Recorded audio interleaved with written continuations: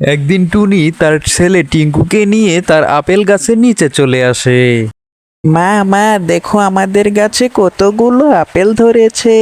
এখন আর আমাদের কোনো কষ্ট থাকবে না।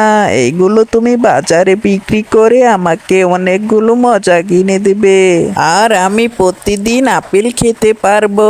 কি মজা! হ্যাঁ, ঠিক বলেছিস টিঙ্কু বাপ আমার। এই আপেলগুলো বিক্রি করে আমরা অনেক টাকা পাবো। সেই টাকা দিয়ে আমাদের সংসার সুন্দরভাবে চলে যাবে। আমাদের আর কোনো কষ্ট থাকবে না। তারপর টুনি সেই আপেল গাছ থেকে কিছু আপেল পেড়ে তার ঝুড়িতে রাখে।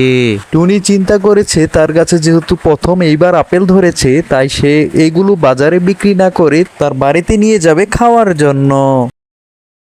মা মা তুমি যে আপেলগুলো পারলে সেগুলো কি বাজারে বিক্রি করার জন্য নিয়ে যাবে?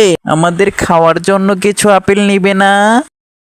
টিঙ্কু বাবা, এই আপেলগুলো তো আমরা খাওয়ার জন্য নিয়ে যাচ্ছি। আগামীকাল যেগুলো পেরে নিয়ে যাব সেইগুলো বাজারে বিক্রি করব।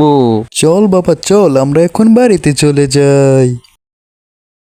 ঠিক আছে মা, চলো বাড়িতে যাই।